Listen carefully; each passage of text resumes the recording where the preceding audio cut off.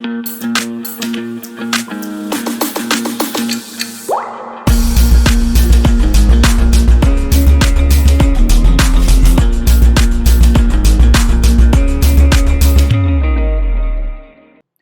Everyone, welcome back to the layman way, जहाँ पे हम सी सैट का डेली डोज देते हैं आपको 2 क्वेश्चंस का, ताकि आपका टच बना रहे सी सैट से और सी सैट आप इग्नोर ना करें, है ना।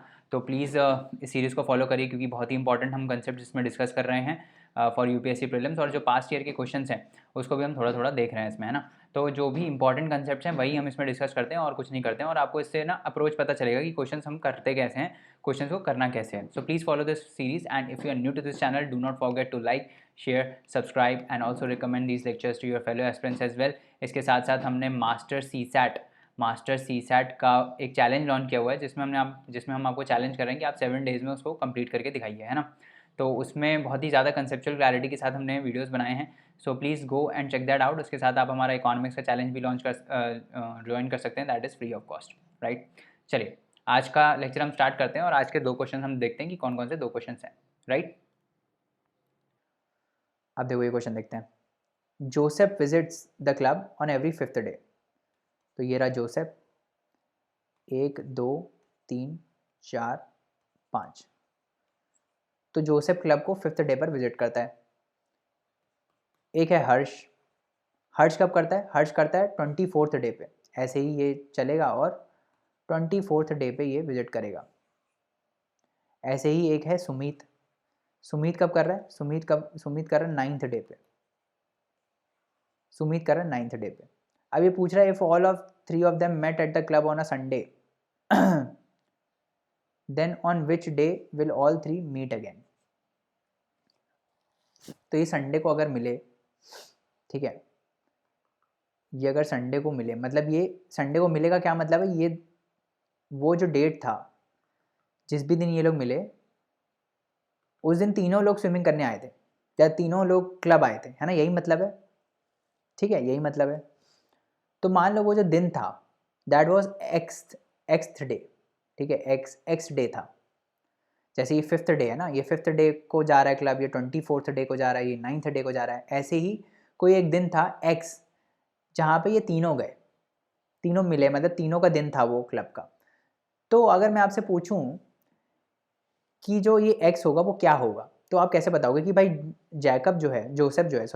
जोसेफ हर 5वें दिन पे जाता है, मतलब 5 को जाएगा, फिर ये 10 को जाएगा, फिर ये 15वें दिन जाएगा, फिर ये 20वें दिन जाएगा, ठीक है। तो जो एक्स है, क्या वो 5 का मल्टीपल नहीं होगा? 5 into 1, 5 into 2, 5 into 3, 5 into 4, correct. तो जो एक्स होगा that has to be some multiple of 5, है ना। ऐसे ही जो हर्ष है वो 24वें दिन जाता है, फिर वो 48th दिन जाएगा, फिर 24 के मल्टीपल्स वाले दिन में वो जा रहा होगा। तो ऐसे ही जो हर्ष है वो 24 के मल्टीपल वाले दिन पे जा रहा होगा। तो एक्स जो है वो 24 का भी मल्टीपल होगा, है ना, क्योंकि तो सेम डे मिल रहा है ना। तो अब जब जो अगर ये एक्स डे पे हर्ष जा रहा है तो वो 24 का मल्टीपल होगा डेफिनेटली, क्योंकि वो हर 24वें दिन जा रहा है। ऐसे ही जो सुमीत है वो हर 9th डे पे जा रहा है, मतलब कि पहले 9th पे जाएगा, फिर 18वें दिन जाएगा, फिर 27वें दिन जाएगा। तो जो भी ये एक्स होगा वो 9 का मल्टीपल होगा, है ना, करेक्ट।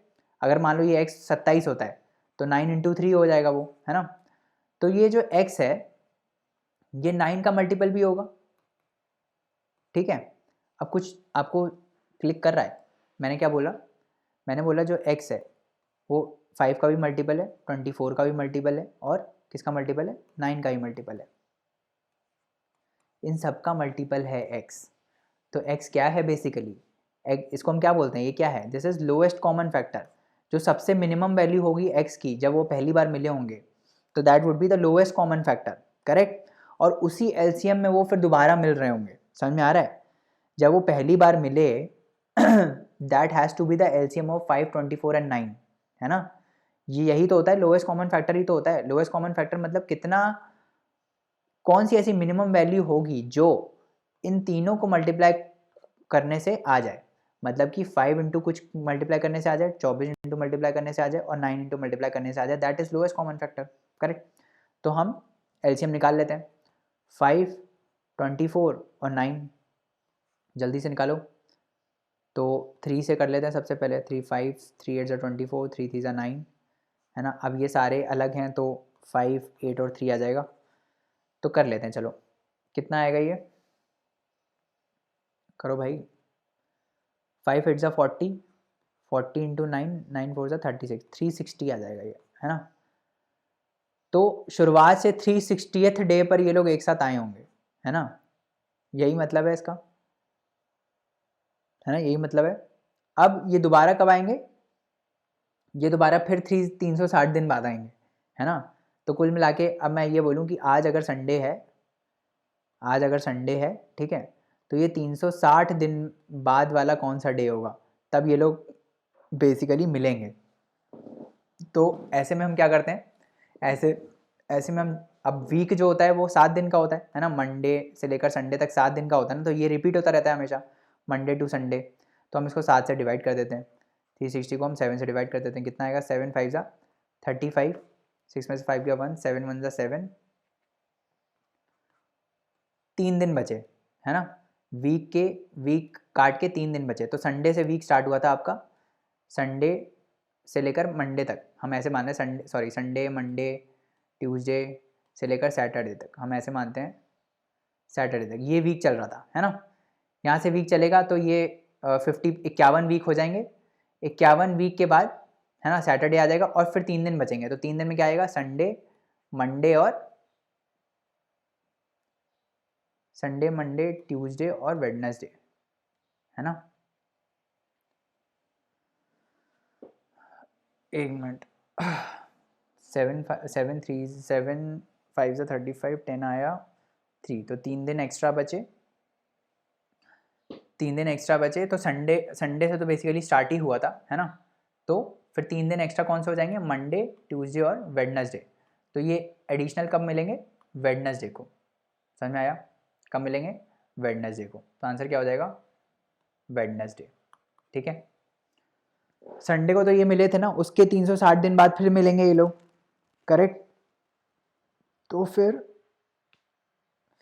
संडे को मिले थे तो फिर ये लोग और कब मिलेंगे दोबारा, ये लोग दोबारा मिलेंगे मंडे ट्यूसडे वेडनेसडे, तीसरा दिन कौन सा होगा, वेडनेसडे, तो बी होगा, ठीक है। अब नेक्स्ट क्वेश्चन देखते हैं क्या बोल रहा है। The difference between a 2-digit number and the number obtained by interchanging the positions of the digit is 54. Consider the following statements. The sum of the 2 digits of a number can be determined only if, जहाँ भी extreme statement दियो वहाँ पे गोला मार दो, only if the product of the 2 digits is known. दूसरा क्या है, the difference between the 2 digits of a number can be determined. तो क्या बोल रहा है कि 2 डिजिट नंबर है, मैंने बताया था कि अगर ऐसे क्वेश्चन हो तो कैसे करते हैं कि भाई हम 2 डिजिट नंबर ले लेते हैं, let's say X Y is the 2 digit number, है ना, and the number obtained by interchanging its digit, number इसकी डिजिट्स को इंटरचेंज करोगे तो क्या बन जाएगा, वाई एक्स बन जाएगा। तो मैंने आपको बताया कि 2 डिजिट नंबर को हम कैसे लिख सकते हैं, इस टाइप से 10x प्लस वाई, और जब इंटरचेंज कर देंगे तो कैसे लिखोगे, 10y प्लस एक्स। अब ये क्या बोल रहा है कि डिफरेंस इन दोनों के बीच का जो डिफरेंस है, मतलब mod of 10x plus Y minus 10y minus X, ये जो मॉड है इसका ये कितना होगा, ये होगा 54। तो यहाँ से क्या आ जाएगा, 9 times of x minus 9 times of y, इसका मॉड इज इक्वल टू 54। तो x माइनस वाई का मॉड कितना आ जाएगा, 9 6 जा 54। तो क्या बोल रहा है, दूसरा स्टेटमेंट क्या बोल रहा है, difference between the 2 digits of number can be determined, yes it can be determined, है ना, दोनों डिजिट्स के बीच में डिफरेंस डिटरमाइन हम कर सकते हैं, ठीक है। पहला क्या बोल रहा है, the sum of the 2 digits, मतलब x प्लस वाई निकालना हो तो क्या करेंगे, number can be determined only if the product of the 2 digit is known. ये बोल रहा है कि ये x प्लस वाई हम तभी निकाल सकते हैं जब हमको क्या दिया हो, प्रोडक्ट ऑफ 2 डिजिट्स दिया हो।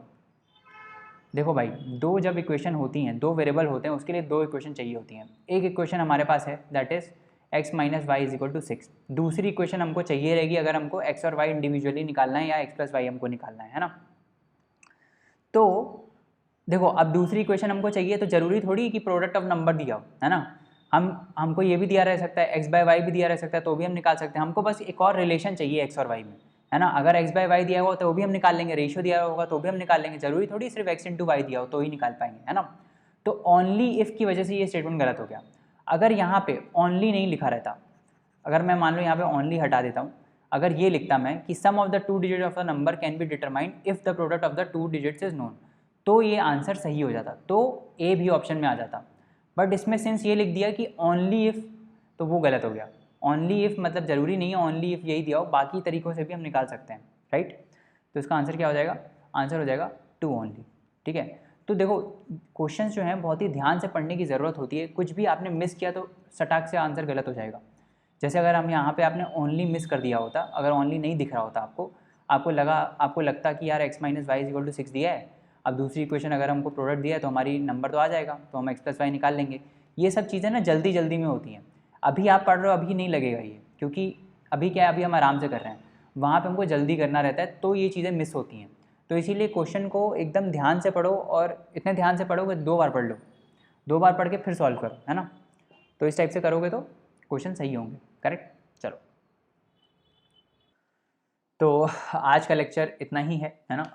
अगले लेक्चर में और क्वेश्चंस को हम डिस्कस करेंगे। For more such lectures you can visit our website www.thelaymanway.com, जहाँ पे खूब सारे फ्री कोर्सेज अवेलेबल हैं। आप हमें व्हाट्सएप भी कर सकते हैं 7724886251 पे, अगर आपको कोई क्वेरी है प्रीलिम्स के रिगार्डिंग, मेंस के रिगार्डिंग, या स्ट्रैटेजी कैसे फॉलो करनी चाहिए, क्या फॉलो करनी चाहिए।